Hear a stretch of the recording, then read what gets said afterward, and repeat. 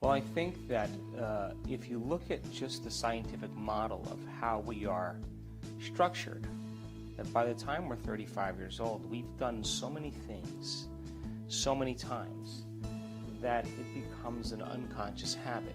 And 95% of who we are is really unconscious thoughts, automatic habits, emotional reactions, beliefs, perceptions, attitudes that function pretty much behind the scenes of our awareness. So the process of becoming conscious of what you're unconscious about yourself begins the process of change. So how you think, how you act, and how you feel is called your personality. And your personality creates your personal reality. That's it. So if you wanted to create a new personal reality, you'd have to change your personality, which means you'd have to start thinking about what you've been thinking about and change it. Become aware of your automatic habits and behaviors and modify them. And then look at the emotions that you've experienced that keep you anchored to the past. And really look at them and decide, do these emotions really belong in my future? So when you begin to think differently, when you begin to act differently, you begin to feel differently, your life is going to change. So most people like to wait for a reason to change, like a crisis or a trauma or a diagnosis from some disease. Now all of a sudden they realize that they can't go on living the same life any longer. They have to change something about themselves. So I think that my message is, why wait for that trauma? That when you teach people that they can begin to create a better life for themselves and even improve their health and give them the tools on how to do it, it becomes more effective for everybody. You know, here's the key, is that we are already wired to do this. We're always in the process of creation if we're truly relaxed and beginning to think about what we want for ourselves in our lives. When we're living in stress and we're living in survival, then it's not a time to create. So getting people out of those survival states into more creative states allows them to do what we're innately wired to do. Okay. Yeah, well, I can tell you from traveling around the world now and doing this for many, many years, that many, many people are actually doing it very well. And it's a skill. Just like anything you do over and over again, you get better at it.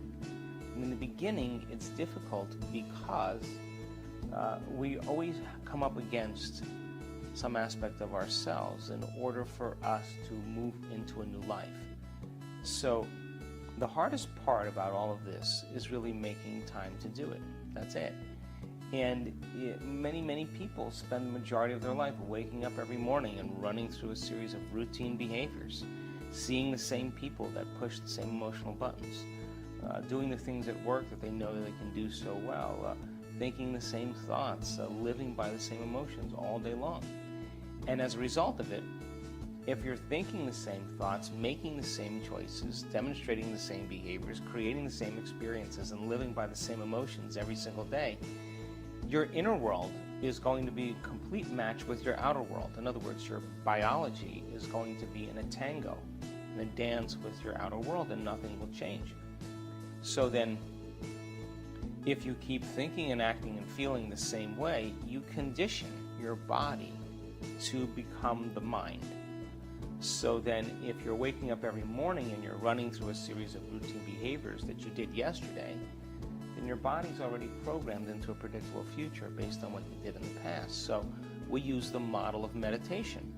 So a person sits down and they close their eyes and they disconnect from their outer environment, the people they know, the things they own, the places they have to go, the experiences that normally they create every day that reaffirms their same emotions. So if they're not experiencing their environment and they're closing their eyes and they're playing soft music in the background, or they're plugging their ears with earplugs, that's less information. If they're sitting their body down and not getting it up and doing something and not eating or smelling or tasting or feeling with their body, that's even less sensory information coming into their body. And if they're sitting down, they're not thinking about all the schedules they have to keep or all the past things that happened yesterday. They're truly in the present moment. It's when we get beyond our bodies, get beyond our environment, and we get beyond time, that we really fall into the sweet spot of the generous present moment. And that's really when we connect to the quantum field where all those potentials exist. So then getting to that point where you're being defined by thought alone, because now your inner world is more real than your outer world, begins for you to begin to condition the environment to get beyond your body and to create some new experience in your life. And it takes practice, but we've measured enough brains now in all of our research that it becomes a skill, and people slip into these states very naturally. We do several scientific measurements during our advanced workshops. And our advanced workshops, we just did a few in Mexico just last month, and it's an opportunity for people to retreat from their lives for 5 days and really deepen their understanding of the work, and really create, when they walk out of there, create a different life for themselves. And so we do the measurements right in our advanced workshops. We measure brain waves, we do brain scans, we do heart rate variability, we measure epigenetic changes in urine, we measure neurotransmitters, we measure cortisol levels, we measure the energy of the room, energy around people's bodies. We measure as much as we can, because we want to demystify the process. Well, it always, we have a community of 500 or 700 or 1,000 people in a room.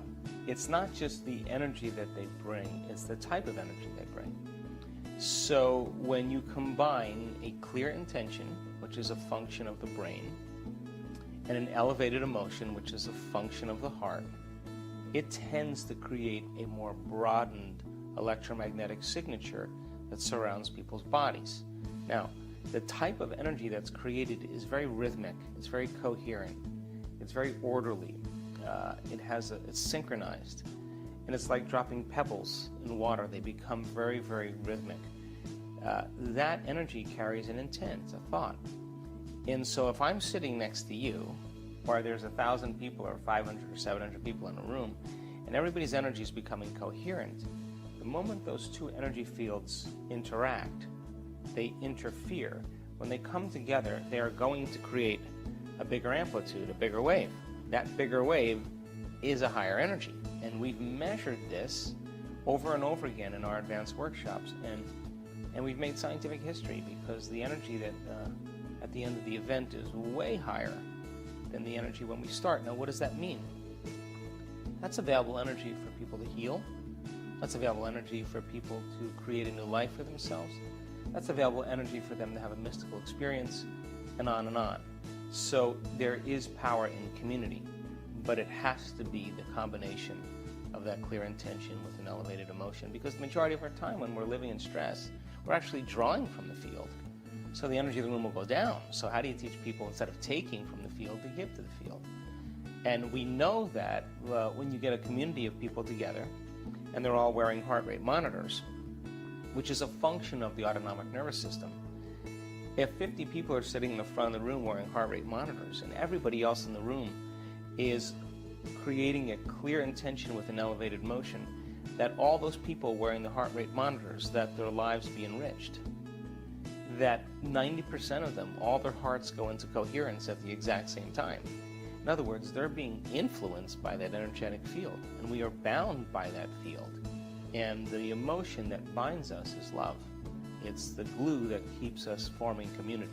Well, this is a great conversation. It is. It is. It'll just take you longer. This is not good news. It'll take you longer. So the more elevated the motion, the higher the frequency. The higher the frequency, the shorter amount of time it takes to manifest in a person's life.